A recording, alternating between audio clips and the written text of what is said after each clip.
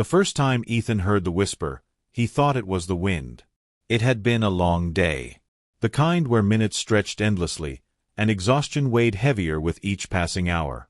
The city had been unkind to him lately, a maze of unanswered job applications and bills that stacked higher than his hopes. Returning to his small apartment felt less like coming home and more like stepping into a cage. That night, rain tapped against the windows in an uneven rhythm, a soft static in the background of his thoughts. Ethan sat at his desk, staring at the glowing screen of his laptop, where yet another rejection email stared back. His fingers hovered over the keyboard, but there were no words left to type. Then, in the silence, he heard it. A whisper. Faint. Deliberate. Close. His breath caught in his throat. He turned sharply, eyes scanning the dimly lit room. The only movement came from the flickering candle on his nightstand, its weak flame bending under an unseen breath. He told himself it was nothing. The wind, the creaks of an old building, the mind playing tricks after too many sleepless nights. He forced himself to ignore it, to drown it out with music, with the hum of a television playing reruns of shows he wasn't watching. But as the night stretched on, so did the whispers. At first, they were nothing more than fragments of sound, like the rustling of unseen leaves. But then they formed words. Soft. Urgent. Calling his name. Ethan. His body went rigid. It wasn't possible. He was alone. The voice was neither threatening nor familiar, but something about it sent a shiver through him. It was not a voice he recognized, yet it spoke as if it knew him. He shut his laptop, shaking off the unease. Stress, he reasoned. Exhaustion. He needed sleep. But even as he pulled the covers over himself, the whisper remained. Ethan.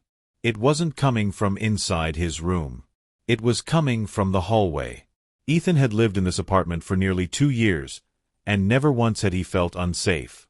But now, lying stiff in his bed, he was suddenly aware of how thin the walls were, how the door didn't quite latch properly, how the locks could be undone with the right amount of force. He listened. The hallway was silent. Maybe someone was outside, speaking just low enough that it seeped through the cracks. But the whisper came again. Closer. Ethan.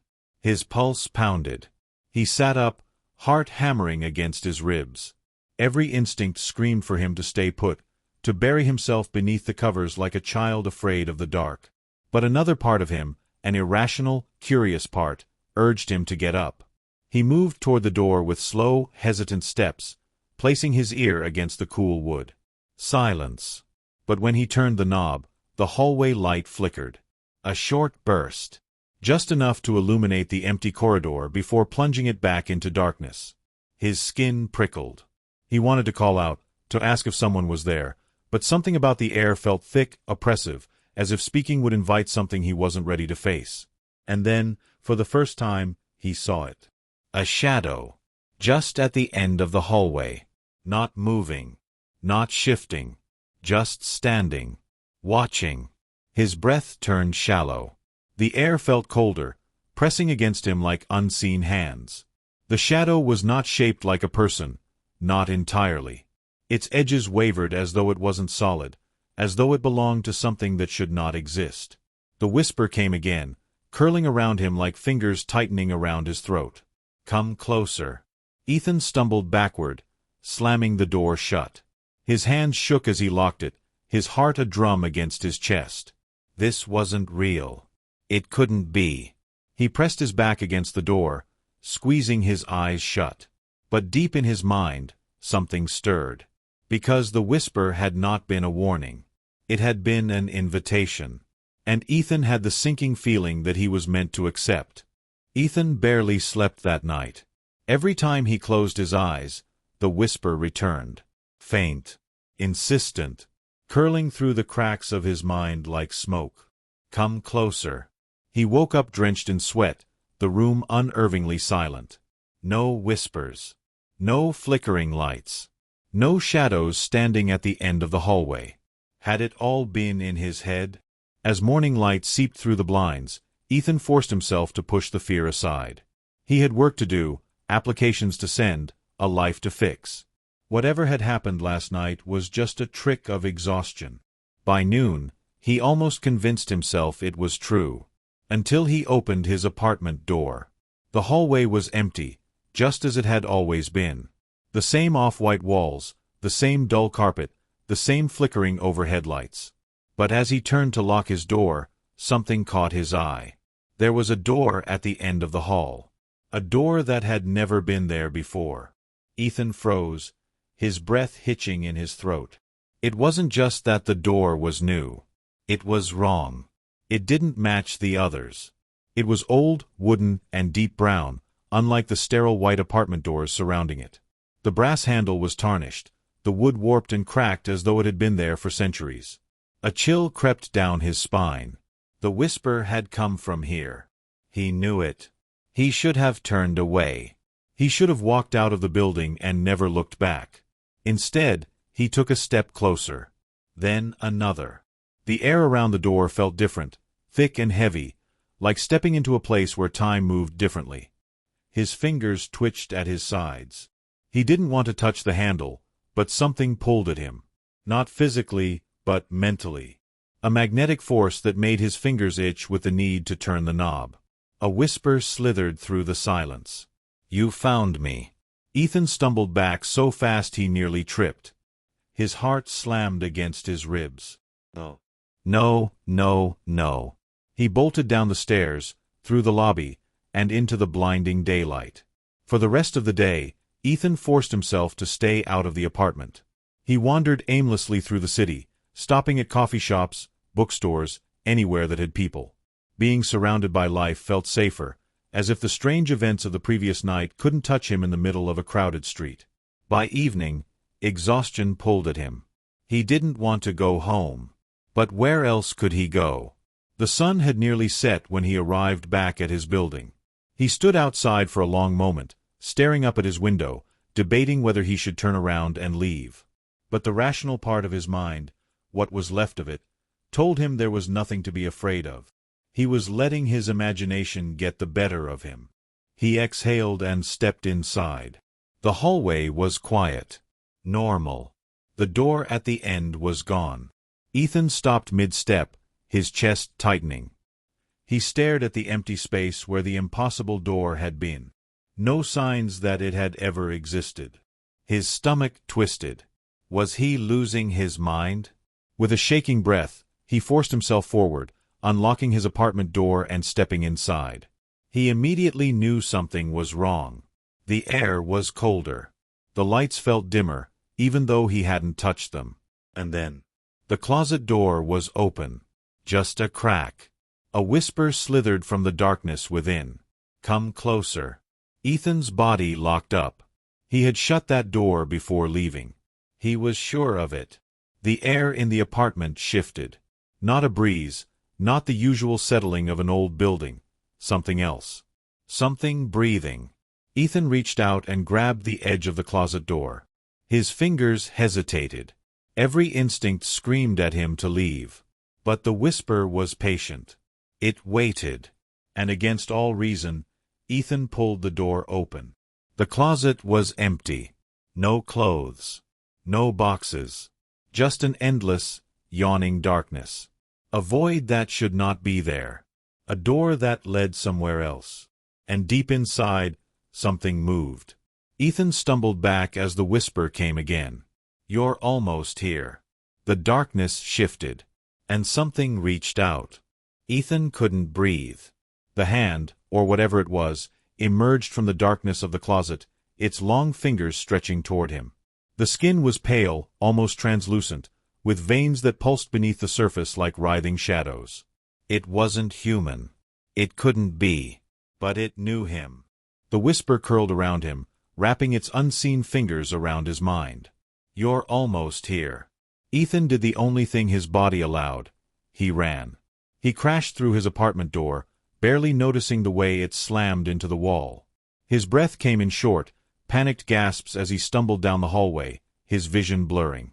When he reached the stairwell, he hesitated. Something inside whispered that it wouldn't matter how far he ran. But he couldn't stay here. With a deep breath, he bolted down the stairs. Floor after floor blurred past him until he finally reached the ground level. He shoved through the front doors, stumbling into the cold night air. The city was quiet. Too quiet. No distant honking of cars. No chatter of pedestrians. Not even the hum of streetlights. Ethan's pulse pounded in his ears as he turned in a slow circle. The streets were empty. Not just quiet. Completely empty. His apartment building loomed behind him, but the city, everything beyond it, was wrong. The streetlights cast a dim, sickly glow, barely illuminating the sidewalks. Storefronts stood abandoned, windows dark and lifeless. The air was thick, heavy, like the world had been swallowed by something unseen. And then, from the shadows, the whisper returned. There is no escape. Ethan turned sharply, searching for the source. But there was nothing. Just the empty streets stretching endlessly in both directions. No cars. No people. No way out. His breathing quickened as the realization sank in. He hadn't left. He was still inside. Not in his apartment, not in his building, somewhere beneath it. Somewhere that looked like the world he knew but wasn't. A perfect, hollow copy.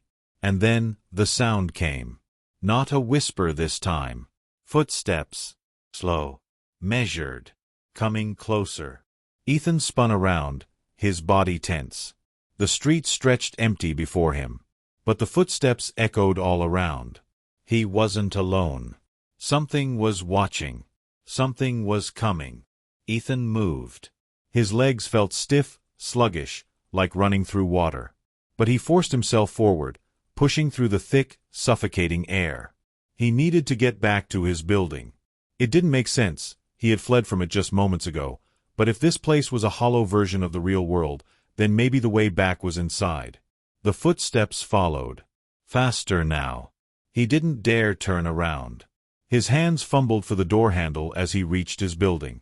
It was cold, almost wet beneath his fingers. He yanked it open and stumbled inside. The hallway stretched before him, dim and endless. The walls pulsed, as if breathing. The lights overhead flickered erratically, casting long, unnatural shadows that twisted in ways they shouldn't.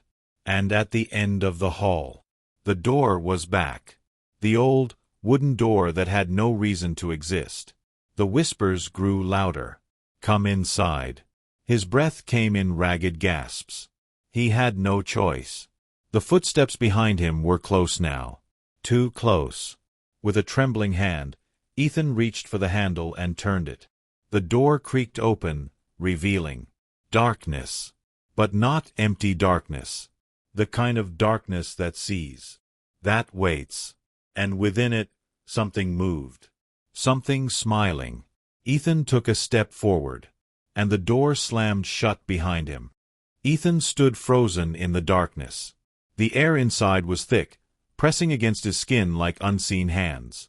There was no sound, no light, yet he could feel something around him. Watching. Waiting. His breathing was uneven, the silence stretching unbearably. Then, a whisper. Soft. Gentle. Right next to his ear. Welcome home. A sharp pain lanced through Ethan's skull, his vision exploding in white-hot agony. Memories that weren't his, flooded his mind. A child standing before the wooden door. Small hands reaching. A voice whispering, "Come inside." The door opening, darkness swallowing the child whole. Another memory. An old man, trembling, whispering, "I shouldn't have listened." His voice was hollow, his face blurred, distorted. More memories followed, rushing in a suffocating wave. People stepping into the dark. People who were never seen again. And then Ethan saw himself.